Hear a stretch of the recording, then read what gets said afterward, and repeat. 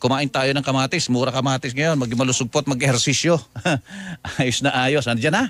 Tungkol sa kamatis po ating pag-uusapan yun. Napakaraming kamatis daw po ngayon. Natatapon na nga lang daw ang kamatis ngayon eh. O magkano po ang kamatis dyan sa inyo? O ang farm gate price daw po, 4 pesos to 6 pesos per kilo daw ang farm gate price ng kamatis. Eh samantalang ang puhunan ng mga nagtatanim ng kamatis per kilo, 8 pesos to 10 pesos a dilugi.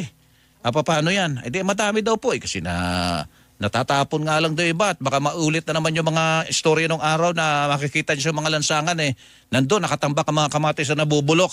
Alamin natin ano bang may tutulong ng DA dito. Si Assistant Secretary Arnel de Mesa po ng DA ang nasa linya po natin.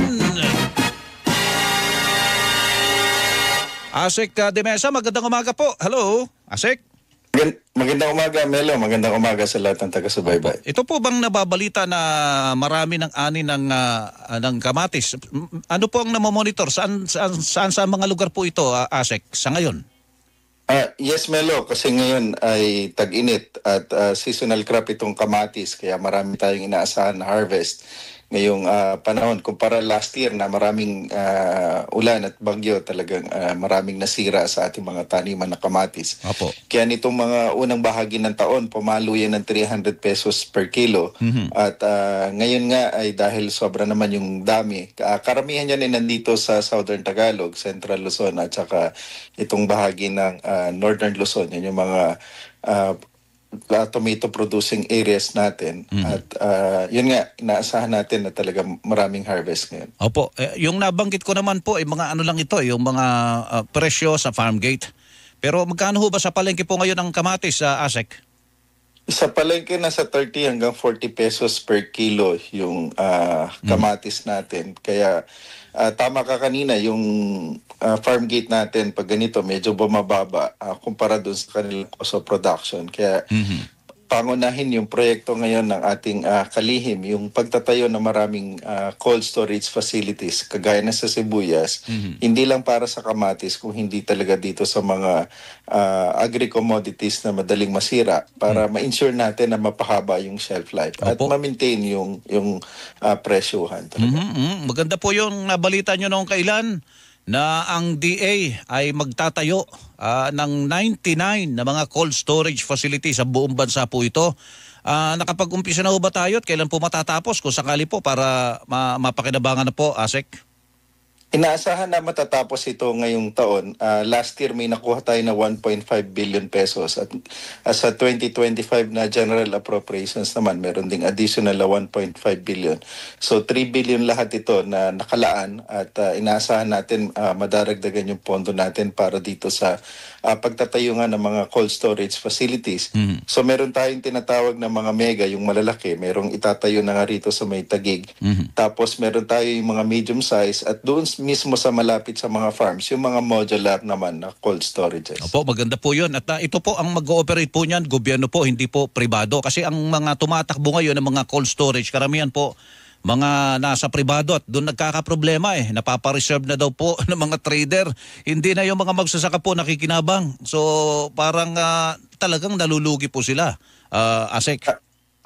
Tama yun, Melo. Sisiguraduhin natin na kung hindi man ang gobyerno ay yung ating mga legitimate FCAs or farmer cooperatives and associations na mamamahala nitong ating mga cold storages para sigurado na yung kanilang produce mismo ang mailalagay, mai-imbak dito sa mga nasabing cold storage facilities natin. Opo. Sa ngayon po, habang ganyan pa ho ang sitwasyon natin, paano naman po makakatulong ang DA para yung mga dumadami ngayon na mga kamatis o ani ng kamatis ngayon hindi po mapunta sa mga lansangan o sa matapon lang po, Asek?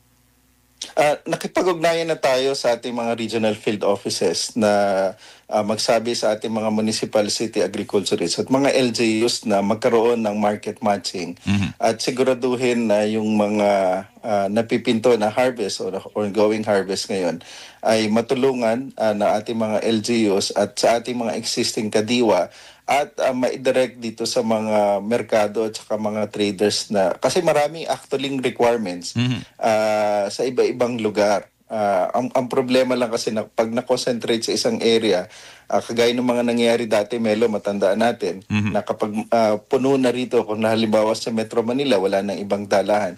Pero all throughout the country, maraming pangangailangan sa kamatis. It's just a matter of ensuring na yung distribution, logistics, maayos across the different parts of the country. Anong tawag nyo doon? Market matching, Asek? Yes, market matching. Katulad dito sa halimbawa to, nag-text sa atin, taga Laguna to eh. Ang huling apat na numero ay 5807. Good day po, Sir Melo. Asek, magkano yung sabi nyo? 30 pesos per kilo? Ngayon sa Sa palengke? palengke, 30 to 40. O, kita nyo, sa Laguna daw. Sa Laguna, hindi ko lang alam kung saan parte sa Laguna po ito. 68 pesos per kilo kamatis. So yun yung sinasabi nyo na dapat na monitor din kung saan may kulang para doon ibabagsak, para buwaba ang presyo. Tama ba, Asek? Yes, tamang-tama yun, Melo. Kasi nga, dito sa Metro Manila, mababa. Pero sa ibang lugar, medyo mataas dahil hindi napapadala karamihan yung kamatis doon. So, Opo. really, it's a matter of distribution. Kahit lang sa, halimbawa sa isang probinsya, yung mga provincial agriculturist natin, o kaya kahit sa isang munisipyo, yung mga municipal agriculturist natin, dapat na monitor din nila, doon sa palengking yon, dapat magpadala tayo doon ng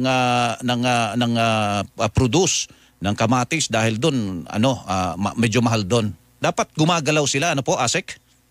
Tama yun, Melo, kasi sila yung pinakamalapit sa ating mga magsasaka. At dahil nga devolved agency ang DA, Correct. Mismo ang mga municipal, pati na rin ang mga provincial agriculturists, dapat din immediately meron ding mga ganitong hakbangin at action on their Yun ang part. sinasabi ko nung araw pa Hindi nila naintindihan na yung kanyang mga bagay tungkol sa agrikultura, devolved na yung function yan do sa mga LGU. Tama ba, Asek? Yes, tama Oho. yan. So dapat doon pa lang na monitor na nilang pangangailangan. Baka doon pa lang ay kayang-kaya na nilang tulungan yung mga magsasaka na mai-distribute sa mga palengke. Yung mga produce na mga ito, di na kailangan na gumastos pa sa transportation para iluwas sa ibang lugar. Ano po? Kasama yun doon sa naging pag-aaral namin dati na may mga commodities talaga na Oo. umiikot pa ng husto tapos saka uli pupunta doon sa lugar nila pag minsan mahal na kasi Oo. nga doon sa ng trading. So mas maganda nga immediately kung kikilos agad ang mga LGUs at nakikita nila na may ganitong concern, natutulungan na agad at nagkakaroon na agad ng appropriate market matching. Importante na monitor gaano karami ang produce sa isang lugar at ano lang ang pangailangan doon at yung kasobrahan saka iluwas. Saka tayo makipag-usap sa DA kung saan nila pwedeng dalhin para matulungan naman yung mga magsasaka. Ano po, Asek? Yes, that's correct. Okay, so kamatis muna tayo. Bukas na bukas na yung bigas ulit, Asek, ha? Alam ko meron pa kayong mga plano tungkol sa bigas. Medyo bumababa na daw yung MSRP. Pero bukas na natin pag-usapan. Salamat po, Asek, at magandang umaga po sa inyo.